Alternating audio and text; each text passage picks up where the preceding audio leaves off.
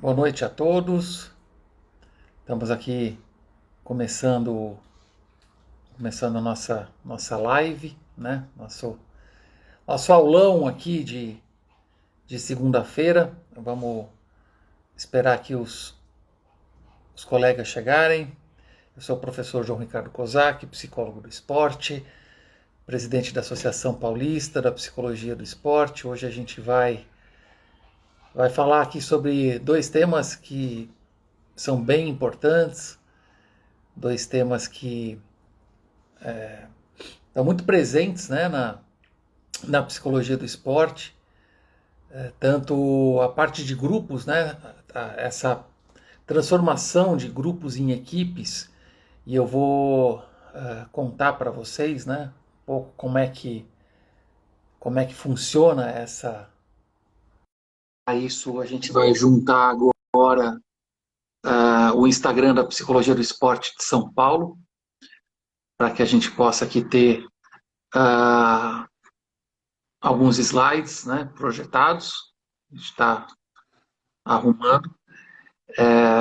Eu preparei aqui algumas ideias, né, para passar para vocês, e a gente vai conversar, né, nós vamos trocar aqui algumas ideias sobre essa questão de grupos, né, de grupos, de equipes, e eu acho que todos que trabalham com esporte de alto rendimento, né, principalmente treinadores, psicólogos, essa diferença entre grupo e equipe é alguma coisa que chama muito atenção, né? Chama muito atenção como que a gente diferencia um do outro, como a gente promove o, a mudança, né? A constituição de uma equipe. Então eu separei aqui alguns slides, né? Alguns slides que eu passo nesse módulo do meu curso de formação, e com algumas informações extras também, e com alguns insights, né, diante do que a gente trabalha. E eu vou começar aqui com o estágio 1, como está aqui na tela, né, de transformando grupos em equipes.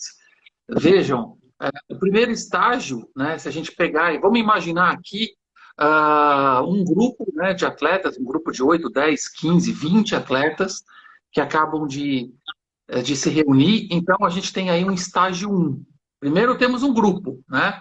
Nesse momento é um grupo de atletas, porque não tem objetivos ainda, não tem os papéis definidos, né? E a gente então tem o estágio de formação, como vocês estão vendo aqui na tela, né? Que é um momento de familiarização com os demais membros da equipe, né? Eles se envolvem em comparações sociais, avaliam as forças e fraquezas dos outros. Um bom exemplo é pré-temporada, né? A gente fala sempre da pré-temporada das equipes, cujos treinos tendem a ser mais disputados conforme os companheiros de equipe se acostumam uns com os outros, competem por posições e aprendem a se comunicar. Após cada atleta ter encontrado o seu lugar dentro da estrutura da equipe, as relações interpessoais são formadas e testadas, incluindo relações com os líderes, os técnicos, né, e outros membros da equipe. Então, nesse estágio, é importante a gente entender que ainda não há papéis formais, né? Ainda as pessoas estão se conhecendo, o ambiente está sendo observado, analisado, avaliado, né, entre os atletas, e não há ainda referências. Isso é o que eu quero dizer para vocês. É um momento bem inicial, né, por isso chamado de estágio 1 de formação. Na sequência do estágio 1, a gente tem o estágio que a gente chama de agitação. Como numa boa reação química, né, pessoal? Esse estágio é caracterizado por uma resistência ao líder, por resistência a controle pelo grupo e por conflitos interpessoais bastante comuns durante essa etapa do processo. A maioria dessas lutas é de natureza social e interpessoal. Nesse e em vários outros estágios, os técnicos devem se comunicar com os atletas de forma objetiva e clara.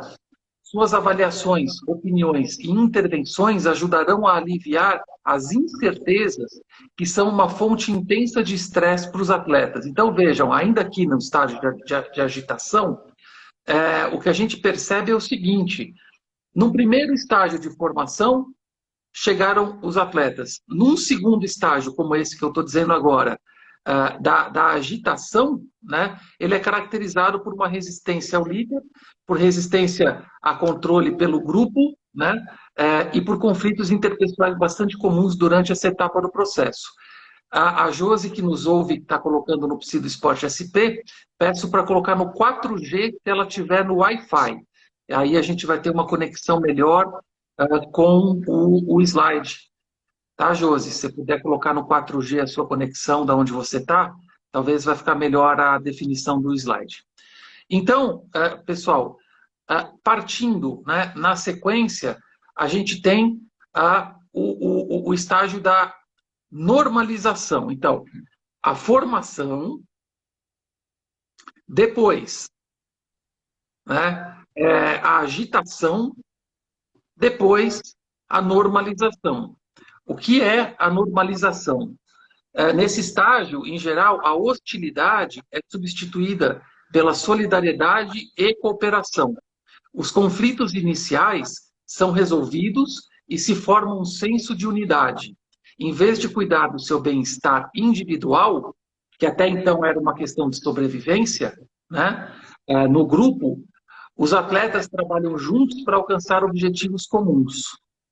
A coesão de grupo, na maioria dos casos, ocorre exatamente nesse período da formação de equipe. Dá licença, pessoal, só um minuto.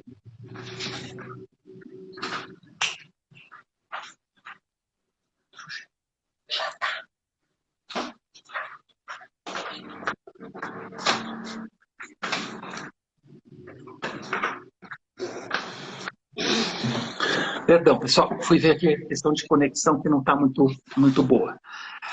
Então, aí a gente tem aqui a questão da normalização, né? A normalização, que é a hora que o time começa a ganhar uma forma. A gente não tem mais aquele panorama de grupo que não tem objetivo, que não tem para onde ir, para onde que vai, quem é quem. Nesse estágio 3 de normalização, já houve, né, a primeira apresentação, já houve a agitação interna dentro do time, e a gente já tem aí um período de normalização, e o pessoal entende o quê? Né? O que o pessoal entende? Bom, se a gente não se ajudar, se eu não me ajudar, eu vou prejudicar a equipe. E se a equipe não trabalhar de forma conjunta, todos sairão no prejuízo, tá certo? Então, é aquela coisa que eu vivo dizendo, né, aqui nas redes sociais. O eu individual precisa ser substituído pelo eu coletivo. Porque enquanto se pensa apenas no eu singular, você não tem uma unidade de equipe. Você tem um grupo de egos. E grupo de egos é algo que é absolutamente... É a falência da possibilidade de existir um time, um grupo de egos. Quando a gente fala em grupo, a gente não está falando em equipe. Tá?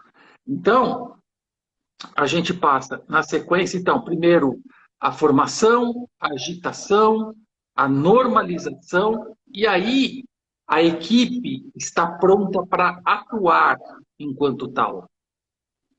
A equipe está pronta para atuar enquanto tal, dessa forma. Passando por todas essas etapas, né, a equipe está pronta. Então, que é esse estágio final, os membros da equipe se unem a fim de canalizar as suas energias para o sucesso da equipe. Os papéis já estão bem definidos e os atletas se ajudam mutuamente para vencer os obstáculos. Os treinadores devem evitar atividades que promovam competição, rivalidade dentro da equipe, que não é mais grupo, é equipe, procurando fornecer o feedback de suas contribuições e reforçando o clima de cooperação e integração. Espera um pouquinho, Josi. Então, assim, o que eu quero dizer para vocês é o seguinte: depois de todo esse caminho, todo esse percurso, né, dos estágios de formação de um grupo para um time, de um grupo para uma equipe, a gente tem um instrumento que eu quero ensinar para vocês, chamado avaliação sociométrica ou sociograma. Vocês que estão começando na psicologia do esporte, aprender a fazer um bom sociograma é fundamental. Eu vou passar isso nas minhas mentorias, vou passar isso nas master calls aí, nas falas, nos cursos, e eu quero ensinar vocês, né, a fazer um bom sociograma. Você tem dois tipos de avaliação sociométrica. Aquela que vai medir as relações sociais e aquelas que vão medir as relações profissionais dentro da equipe. Então, imaginem que vocês queiram medir essa segunda. Primeiro, as profissionais. Atribua um valor entre 0 e 10 sobre como você avalia o grau de comprometimento do seu atleta. E aí tem lá 22 atletas, você faz uma coluna com esse cabeçalho e quando encontrar o seu nome para garantir aquilo, você coloca qual é o seu grau, a sua nota de atribuição do seu grau de comprometimento em relação à equipe. E aí, o que a gente vai ter? A gente vai ter, nesse sociograma, uma somatória de valores, né? Vocês vão somar todas as notas que o Nelson recebeu, que o João, que o Luiz, que o Laércio, que o Marcelo, todas vão dividir pelo número de atletas. E aí, o que vocês vão ter? A média de comprometimento que cada atleta demonstrou, né, que recebeu da equipe.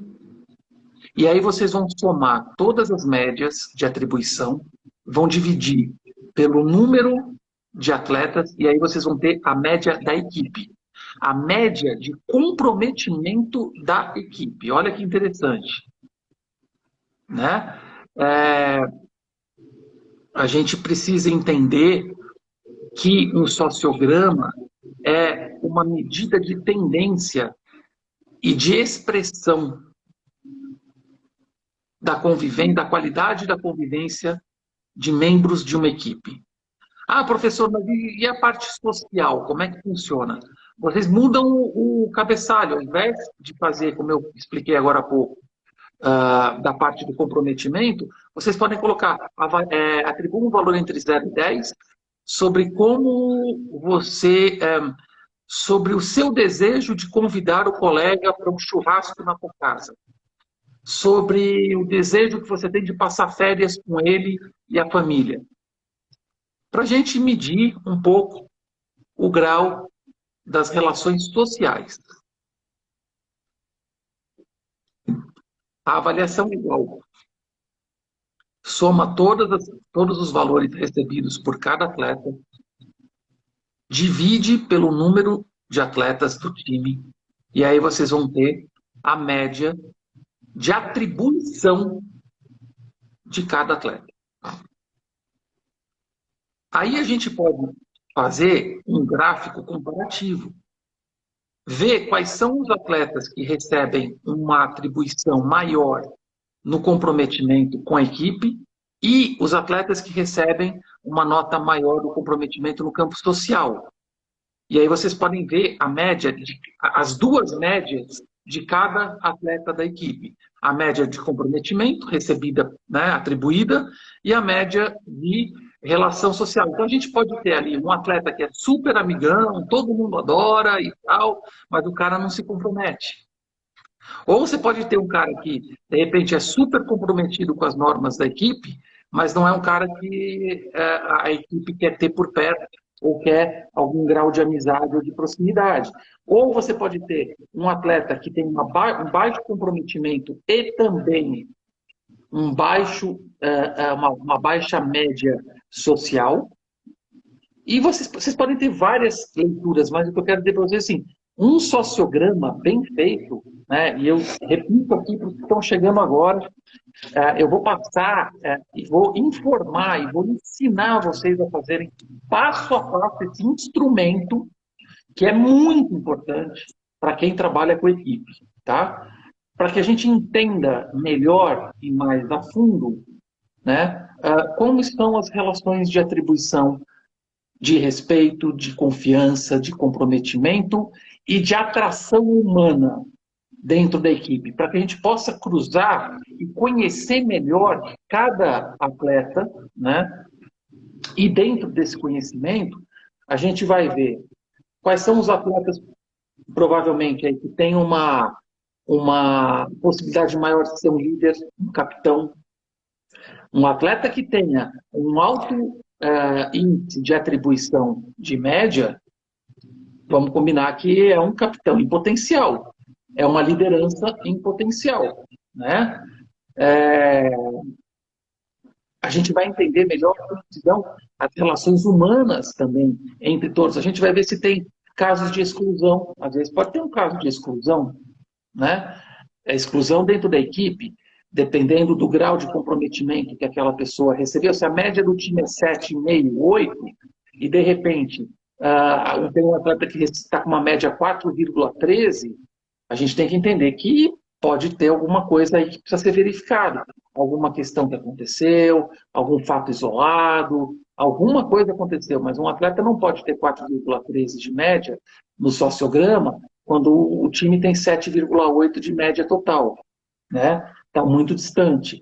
Então, eu quero dizer para vocês que a avaliação sociométrica nos traz a possibilidade, né, de ter novos valores de conhecimento, de atribuição, quantitativo inicialmente, e que o nosso trabalho faz a leitura qualitativa. Então, a gente pode depois sentar ao lado, né, junto com cada atleta, e dizer, olha, a média do grupo deu 7,81 e a sua média deu 5,29.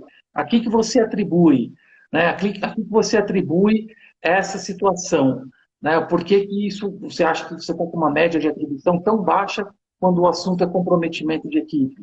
Por exemplo, ou, por exemplo, um atleta que é mais quieto, que não fala muito, que, enfim, é mais reservado, de repente a média de comprometimento da equipe é 7,5 e esse atleta tem 9. Conversar com ele, assim, mas por que você acha, a que você atribui um valor tão alto de uma média de comprometimento? Provavelmente ele vai nos fornecer algum tipo de informação. Então, através do quantitativo, a gente faz, né, a tradução qualitativa. Isso é muito importante, é um instrumento muito importante, eu uso esse instrumento há muitos anos e tenho resultados muito importantes e, sobretudo, eu tenho direcionamentos para o meu trabalho junto com a comissão técnica, junto com o treinador, de grande relevância, né, posso dizer para vocês. Então, dentro de todo esse processo, né, da formação, da agitação, da normalização e da atuação, ao final, né, dessa constituição de uma equipe, através inicialmente de um grupo, atletas que foram pinçados ali e que começaram a trabalhar de forma integrada, ao final aí de, sei lá, 2, 3 meses, a gente com um bom sociograma realizado, uma boa avaliação sociométrica, a gente pode ter, sem dúvida nenhuma, um contexto bem descrito em relação aos relacionamentos, ao comprometimento e às relações sociais dentro da nova equipe que agora se constitui com as suas dificuldades, com as suas questões, com as suas demandas, mas certamente com um panorama, um norte que a gente deve seguir bastante importante. Tá bom? Então, pessoal, essa primeira parte, né, que eu queria dizer para vocês. E a gente tem, deixa eu aqui, seguir as normas, né, dentro das equipes, que é mostrar individualmente os membros da equipe como os padrões, as normas do grupo podem contribuir para um desempenho de equipe mais efetivo e para uma unidade, né, de grupo. E também essa avaliação, né, avaliar a adesão aos padrões da equipe, recompensando os que aderem e procurando trazer para o grupo os mais resistentes, porque às vezes tem aquela questão que a gente fala, olha, a gente tem um atleta que quer sobressair mais, a gente tem alguns que são mais resistentes para aderir, né, à equipe, né, o Leon aqui pergunta, soma-se, espera aqui, gente, as notas de cada atleta divide pela quantidade de atletas e acha a média. Sim. E aí, Leon, é isso aí. E aí você acha a média, né? Depois soma todas as médias e divide pelo número de atletas e você vai ter a média da equipe. Paulinho, chama-se avaliação sociométrica ou sociograma, tá bom? E aí, pessoal, a gente está muito mais perto de um trabalho de excelência com equipes e principalmente quando a gente consegue participar. E aí eu falo assim, a gente não precisa ter 22 atletas novos aqui que nunca se viram. Se mudar um, dois, três atletas, já muda toda a constituição da equipe. Entende? Já muda totalmente, é outra equipe. Se mudar o técnico, é outra equipe, né? Muda ainda mais. Muda dependendo da comunicação, dependendo da visão do treinador, dependendo da cultura do treinador. Hoje em dia se trabalha muito no futebol com treinadores estrangeiros. Pessoal, isso tem um gap, isso não é fácil. Você pegar um treinador, sei lá, peruano, espanhol, chileno, e conseguir uma boa sinergia com uma equipe, não é uma tarefa simples, né? Claro que às vezes dá certo, às vezes dá muito certo, mas não é ao acaso. É sempre preciso um esforço bilateral, tá bom? Vamos seguir aqui. O clima efetivo, né, do grupo, eu tô tendo que ler aqui por trás do celular. O clima de equipe se desenvolve a partir da percepção dos atletas sobre as inter-relações entre os membros da equipe. Embora o técnico certamente tenha sua própria percepção do grupo, são as percepções e as avaliações dos jogadores que estabelecem o clima da equipe. Contudo, o técnico tem uma influência mais forte sobre o estabelecimento desse clima, como eu estava comentando com vocês agora, da origem cultural, nacional do treinador, né? Alguns fatores do clima de equipe são mais facilmente alterados do que outros, mas todos eles podem afetar o bom funcionamento de um grupo de atletas. Então, veja, o técnico, as suas ideias, quem é o capitão do time, né? Quem é o capitão do time? O que pensa o capitão do time? Hoje em dia se tem a ideia de fazer um revezamento na faixa de capitão. O que isso significa dentro de uma equipe? Né? Que em vários momentos você tem referências diferentes. E às vezes o próprio grupo, o próprio time, né? A própria equipe pede o treinador para que mude o capitão e que, de alguma forma, você possa mudar a visão, mudar o conceito, mudar o comportamental dos atletas. De Almeida Rafael, sim, tem a Anaí Couto, que trabalha no São Paulo, se eu não me engano, há 12, 13 anos, se eu não me engano, mas não sei como é que anda o trabalho, já que o Crespo, eu soube que trouxe um coach, não sei, alguém que não é psicólogo e que faria esse trabalho no São Paulo, aquelas coisas que eu já canso de falar, mas enfim, é isso. Então, pessoal, em relação às normas, né, é isso, eu acho que a gente precisa, por isso que eu digo que o psicólogo precisa sempre estar aonde o esporte acontece, para observar um treino. Às vezes, a gente tem aqui uma avaliação sociométrica, um sociograma muito bem feito, e quando a gente vai a campo assistir um treinamento, a gente vê isso na prática. E às vezes a gente encontra mais informações do que apenas essa dos gráficos do papel. né? Então, estar aonde o esporte acontece é uma condição sine qua non para a gente fazer um bom trabalho, tá bom? Vamos lá. O apoio social, né, que a gente tem o apoio social, que é dentro do time, que é uma troca de recursos entre pelo menos dois indivíduos, percebida pelo fornecedor ou pelo receptor, como tendo a intenção de aumentar o bem-estar do receptor. Por exemplo, ó, atletas lesionados frequentemente formam grupos para apoiar uns aos outros no processo de reabilitação. O processo de reabilitação é um apoio social, né, afetivo, social. O apoio positivo social também é importante quando um atleta sente que não está atuando bem, nem realizando seu potencial de forma total.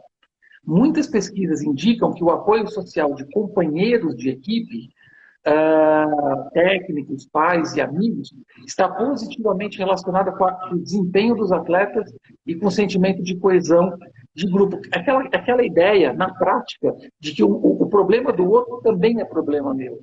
Então, se eu tenho um colega que está lesionado, eu posso ajudá-lo. E o atleta lesionado também pode me ajudar, ainda que eles não estejam em campo, ou na quadra, no ginásio. Mas a presença, a referência, a participação. O atleta, quando está lesionado, muitas equipes acham que ele deixa de participar da equipe, que deixa de existir. Né? Eu acho que a questão da lesão é algo que eu falo bastante no meu curso de formação, e tenho falado em alguns vídeos que eu tenho soltado por aí, no YouTube, no João Kozak, Psicologia Esportiva, o canal do YouTube. A gente já está com quase 200 vídeos, hein, pessoal? De aulas. Obrigado pela participação. Quem conhece o nosso canal, pelo menos dois vídeos todos os dias, mini aulas, né? Passem por lá, o canal do Facebook, da nossa página do Facebook também, que é lá 1000 por hora. E eu tenho falado bastante sobre essa questão da lesão, né? E a questão da lesão recai na questão do apoio social. O apoio social é fundamental para atletas que estão inseguros, para atletas que estão deprimidos, para atletas que estão se sentindo, inclusive, excluídos de dentro das equipes porque não estão podendo treinar e não estão podendo atuar. Tá bom? Vamos lá. A coesão, né? O que é a coesão? Um campo total de forças que agem para que os membros permaneçam no grupo. A coesão relacionada à tarefa se refere ao grau em que membros do grupo trabalham juntos para alcançar metas e objetivos comuns. É o teamwork, isso aqui, é o trabalho de equipe. É o quanto o grupo está fechado para fazer esse teamwork, né? Enquanto que a coesão social reflete a atração interpessoal dos membros da equipe. Um processo dinâmico que se reflete na tendência de um grupo se unir, permanecer unido na busca de suas metas e objetivos. Então, vejam, pessoal, eu falei do sociograma, nesse slide sobre a coesão, aqui, está muito claro. A coesão, você pode ter a coesão focada no campo social e vocês podem ter a coesão focada no campo prático, profissional, né? Então, em relação à tarefa, é esse grau, né, de comprometimento dos membros do grupo que trabalham para alcançar metas e objetivos comuns. Então, o seu problema é o meu problema, como eu disse há pouco. O que você tem, a sua dificuldade vai ser minha também, ou merece a minha atenção também, porque eu tenho uma atração, né, um índice de coesão. Eu participo dessa coesão, eu contribuo com a minha força para ajudar na coesão dessa equipe. Tá legal? Aí vocês têm os fatores ambientais, né, de coesão de equipe, que são os mais gerais e remotos, se referem de forças normativas que mantêm um grupo unido, contrato temporário, pressão da torcida por resultados, mídia, enfim, todos os fatores ambientais que podem causar, né, uma reviravolta dentro desse ambiente, e inclusive dentro até dessa questão da coesão de equipe.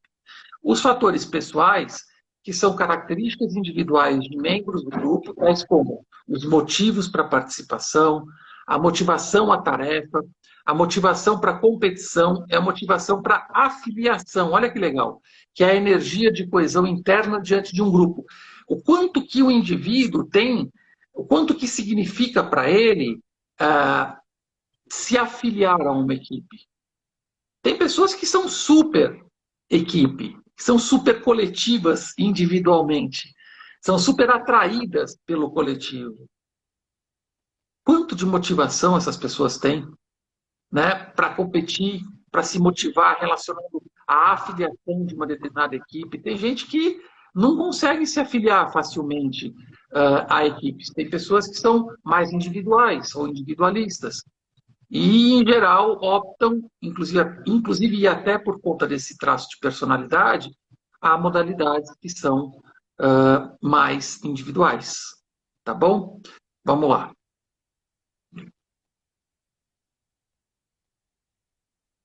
A gente tem os fatores de equipe, né? Deixa eu abaixar aqui para ler.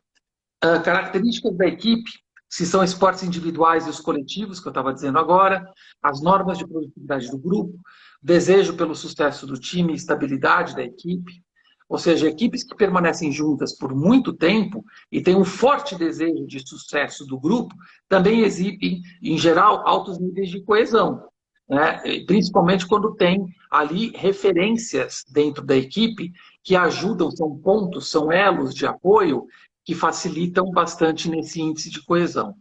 Tem os fatores de liderança, incluem o estilo e os comportamentos de liderança demonstrados pelos profissionais e os relacionamentos que eles estabelecem com os seus grupos.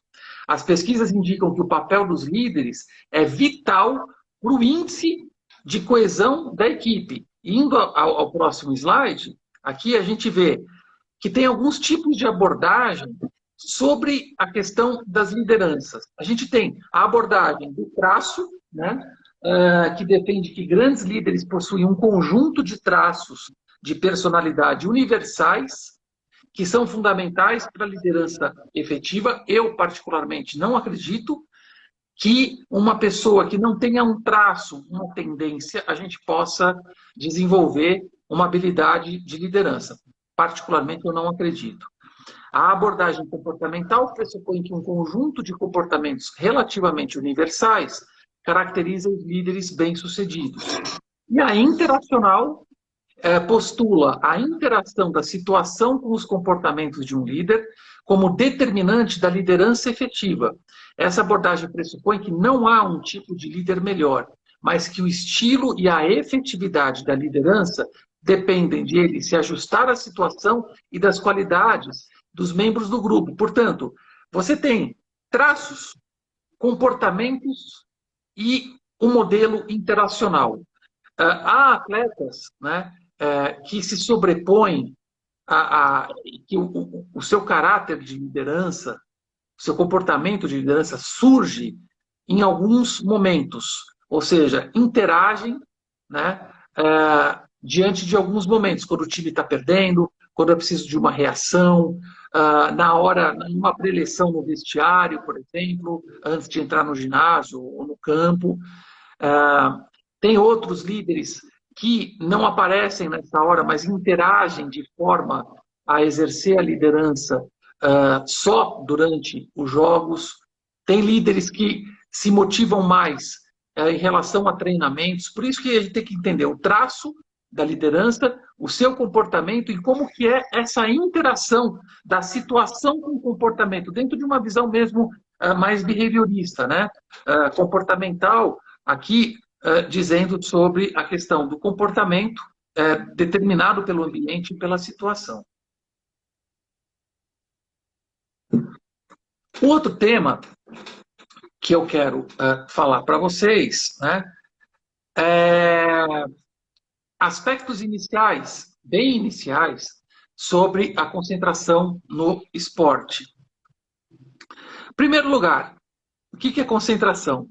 Né? Capacidade de manter o foco de atenção sobre os estímulos relevantes ao meio ambiente. Então, eu tenho vários estímulos, né, em algumas modalidades, vários estímulos. A concentração é a força que me mantém ativo ou mantendo ativa a minha atenção. É como se a atenção fosse o carro e a concentração fosse o combustível. Né? Espero que fique clara essa metáfora. Quando muda o ambiente, o foco de atenção precisa mudar, precisa acompanhar. Por isso que vocês precisam trabalhar a questão do combustível, de concentração. Pensamentos irrelevantes, o que a gente chama de pensamentos intrusos, normalmente aumenta a frequência de erro. Então, se eu estou ali no grid de largada, dentro do meu carro, concentrado e focado, né, para a largada, para o início, para a bandeira, para a luz verde, para começar, e eu vou pensar, nossa, será que eu desliguei o gás em casa? Olha que pensamento intruso mais danado, né? Não vai dar coisa boa. A tendência é que quebre a minha concentração, e se quebrar a minha concentração, eu começo a perder os focos de atenção, né? Então, os pensamentos intrusos elevam a nossa distração. Distração, né? Veja, isso é tração, tá? É estar conectado. A distração é quando você desconecta com o foco, com a atenção, com o caminho em que você precisa efetivamente estar conectado, tá bom? Vamos lá. Foco de atenção. Quais são esses focos de atenção que a gente encontra normalmente no esporte? A gente encontra o amplo, que é perceber e processar diversos estímulos simultaneamente. Vamos imaginar um armador de basquete que vem com a bola, né? E aí ele está olhando o lateral, ele está olhando a passagem do pivô dentro do garrafão e está conduzindo a bola. Ele está olhando, ele tem vários estímulos para conduzir. Isso tudo é treinável, né? Vocês têm o foco de atenção estreito, que é perceber e responder apenas um ou dois estímulos. O interno, que é aquele que é dirigido para o interior, para pensamentos, para sentimentos, e o externo, que dirige a atenção externamente para um ou mais, né, objetos ou estímulos. Então, vejam, o foco de atenção, ele precisa ser muito bem compreendido por vocês, quando vocês forem trabalhar uma modalidade, perguntem que focos de atenção sugere essa modalidade. Que foco de atenção? Se vocês pegarem um esporte eletrônico, por exemplo, se vocês pegarem um CS, quando você está no mapa defendendo um bombe, olha quantos focos de atenção você tem que ter. Você está lá sei lá, no inferno, defendendo um bombe, aí você tem que ver se vem alguém em base, se vem alguém em janela, você tem que estar rápido, você tem que estar atento e, por exemplo, não perder o timing de resposta, que é o clique, junto com a pontaria. Olha quantos focos: interno, externo, respiração, tranquilidade, tomada de decisão. Gente, isso é uma Disneylândia para quem trabalha com psicologia, quem trabalha com neurofeedback, eu vou mostrar daqui a pouquinho. Isso é uma maravilha, né? Essa ideia da amplitude dos focos de atenção, a gente precisa estudar, a gente precisa entender que momentos se dão esses focos, essas exigências, né, internas e externas de performance. Vamos lá. Aí a gente tem a direção da atenção. Então, a pessoa, atenção interna sobre as próprias percepções, sentimentos e pensamentos, e a atenção em relação ao ambiente. Então, se vocês pegarem aqui nesse slide, né, um arqueiro, né, um atleta de arco e flecha, a gente sabe que ele tem algumas categorias do arco e flecha que são 90 metros entre o atleta, o arqueiro, e o alvo. Sabe o que isso significa? Você está na grande área, na linha de grande área de um lado do campo de futebol, e o alvo está na linha de fundo do outro lado. Isso são 90 metros. E aí o atleta, o arqueiro, ele vai soltar a flecha entre um batimento cardíaco e outro. Então vejam que a atenção está na respiração, a atenção está no batimento cardíaco e, sobretudo, no ambiente que é o alvo.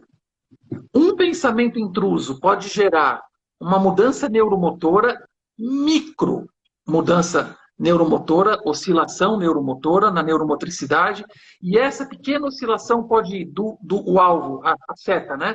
Do alvo para a tela. Um pensamento intruso pode fazer isso, gente, para vocês terem uma ideia, tá? Então, o que a gente usa normalmente em termos de material?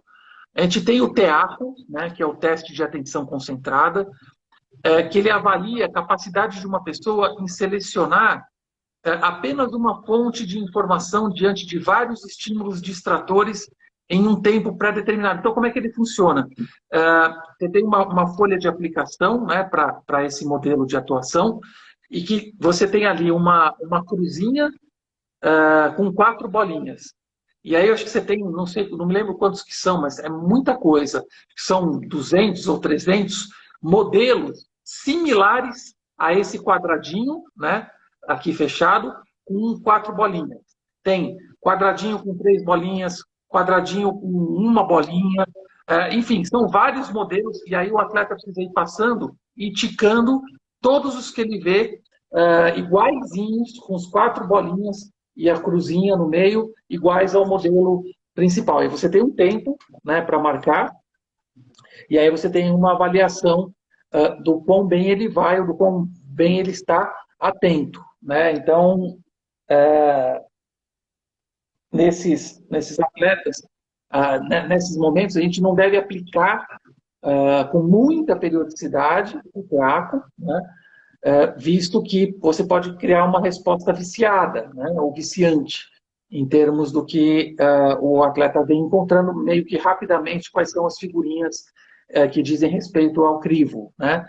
Então, a gente usa isso, sei lá, cada 4 meses, 5 meses, só para aferir o que a gente vai, muitas vezes, treinar com, que é o próximo slide, o neurofeedback, né? Que é o aparelho que auxilia, né, e fornece exercícios de áreas do cérebro relacionadas com o foco, com a atenção, com a tomada de decisão e com a velocidade de reação, né? Eu acho que a gente, quando usa o neurofeedback e consegue fazer um exercício mais pleno do córtex pré-frontal do cérebro, basicamente essa região, né, a gente já está fazendo uma espécie de uma musculação, né, uma neuromusculação, o pessoal brinca por aí por esse termo, né, que nada mais do que o acesso neural, né, a rede neural, daquilo que você vai precisar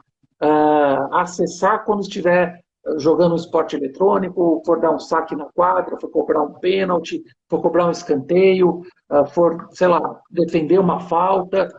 Tudo isso, né, e muito mais a gente encontra em alguns aparelhos, e eu gosto muito do trabalho do Daniel Mello, que eu até deixei o site dele. O Daniel foi meu aluno, há um tempo atrás ele fez uma live comigo, inclusive, que é o www.neuroway.com.br. Esse instrumento de atuação é muito importante, gente, mas é muito importante. Inclusive, no Neuroway tem cursos lá, online, para novas tecnologias, as quais eu muito indico, né, e sugiro que vocês deem uma olhada nesse site, www.neuroway.com.br. Tem materiais, artigos, cursos, todos focados na tecnologia do treinamento tecnológico para o esporte. E aí, esses treinamentos a gente pode, entendendo aqui que a atenção ela exige uma certa flexibilidade, né? Ela tem exigências situacionais, então em algum momento, por exemplo, no basquete, eu estava falando do basquete, você pode ter uma situação em que o atleta precisa ter uma atenção ampla externa, estreita interna, estreita externa. Você tem várias medidas, né, e várias movimentações, várias flexibilizações do foco de atenção. Depende muito do momento, depende muito da situação, por exemplo, num pênalti no futebol, você não tem a mesma exigência de focos de atenção que você tem durante o começo da partida, por exemplo, né? Ou até de um meio-campista, um armador. Esse mesmo armador que utiliza, meio armador que utiliza várias funções neuropsicológicas durante o jogo, na hora, se ele for cobrar um pênalti, o foco de atenção dele vai mudar totalmente, né?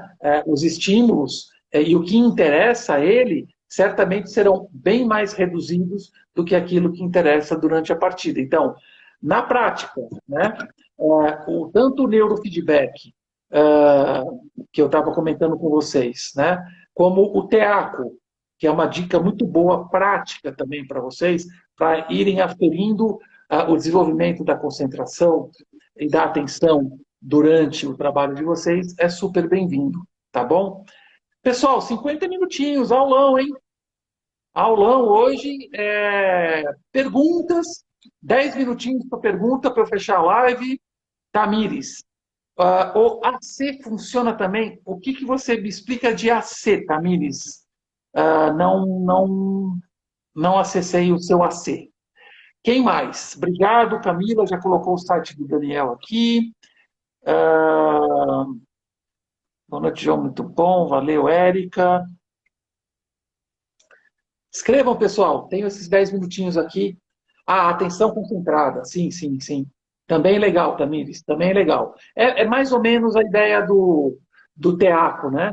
Mas, se eu não me engano, não é da casa do psicólogo. Mas, enfim, é bem-vindo, sim. É um teste de atenção concentrada. Eu conheço. Vale muito a pena, sim. Lucas, um abraço, obrigado. Perguntas, pessoal. Grupos, concentração, 10 minutinhos aqui para responder você. Professor, quais as diferenças do biofeedback e neurofeedback?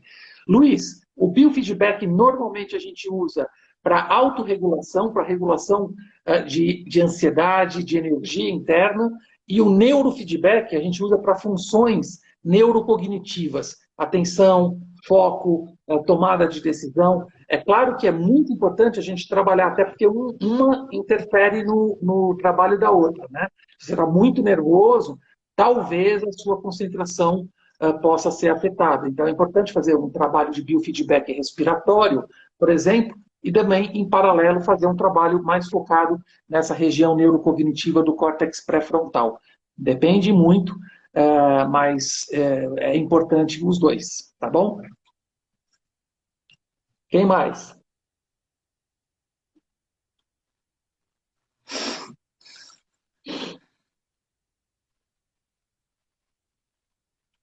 Estou de olho no chat.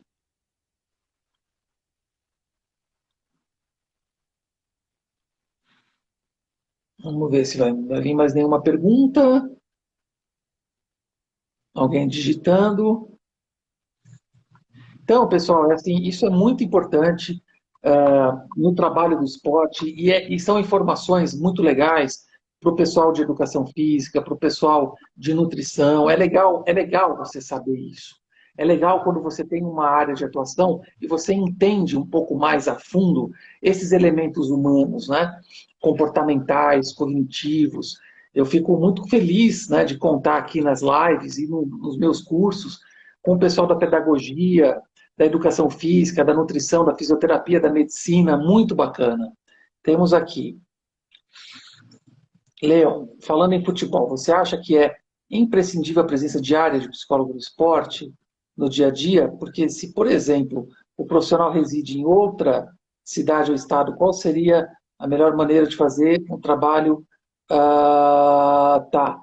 Olha, Leon, nesse caso, o que eu acho que é importante, o psicólogo ser apresentado, iniciar um trabalho presencial, fazer e começar o início de um vínculo, se não for possível, ou o psicólogo não resida, né, naquele local, e depois fazer visitas periódicas, em que ele possa observar treinamento, eventualmente estar no vestiário, assistir uma partida, conversar com a comissão técnica, e nesses gaps, nesses intervalos, quando ele volta à sua residência, à sua cidade, né, ele pode efetivamente manter o contato online. Mas eu acho que é sempre importante esse start do trabalho acontecer presencialmente, tá bom?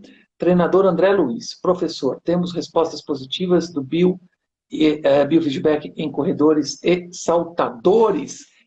Sim, professor, temos.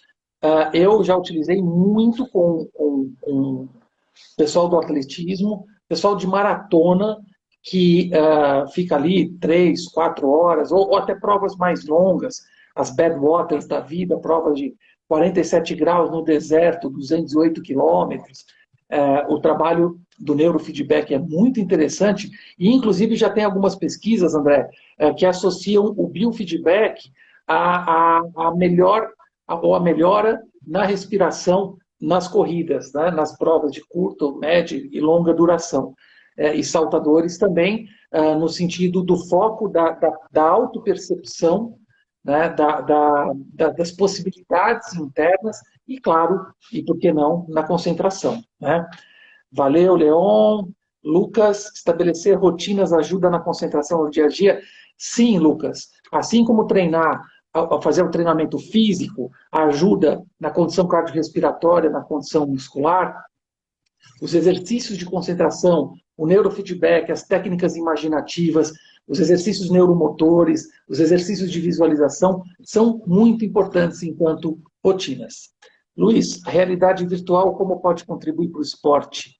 Especificamente, eu estava falando agora, né, Luiz, da visualização, das técnicas imaginativas, e hoje a gente tem um grande óculos de realidade virtual em que o atleta é colocado através de um botão, né, já no campo de futebol, no octógono, na piscina, em onde quer que seja o habitat dele. Então, ajuda muito aquela questão da economia, né, que é um conceito norte-americano, a economia do treinamento esportivo, que é o máximo de performance, o mínimo de perda física. A gente faz como? A gente faz através de exercícios de visualização e a utilização do óculos de realidade virtual. André, existe alguma adaptação do sociograma para modalidades individuais? Não, André. Aí a gente parte, talvez, para protocolos mais pessoais de personalidade. Né? Você parte mais para um inventário de ansiedade-estado, você parte mais aí para um inventário fatorial de personalidade, aí quando o foco é só o indivíduo, tá bom? Queridos, 1 horinha, foi ótimo. Obrigado pela participação. Lembre-se aí de visitar os nossos canais do YouTube, João Kozak, Psicologia Esportiva João Kozak, a página no Facebook, Dr. João Kozak, Psicologia Esportiva, e comentem, curtam nossos canais, ajuda bastante a nossa divulgação, certamente, e fiquem atentos, tá? Vamos ter aí, em breve, o meu e-book, vai sair um e-book aí, ó, show de bola. A gente vai presentear os novos alunos da turma 55. As matrículas já estão abertas, por enquanto as aulas todas online. Professor, aluno em graduação pode fazer? Pode. Inclusive, é o nosso maior público, são alunos que ainda estão em graduação, de psicologia, de educação física e de várias outras áreas da saúde. Tá bom? Obrigado novamente pela presença, pela participação de todos vocês, e em breve a gente retoma o nosso papo com temas importantes da nossa querida psicologia do esporte. Grande abraço, uma ótima semana.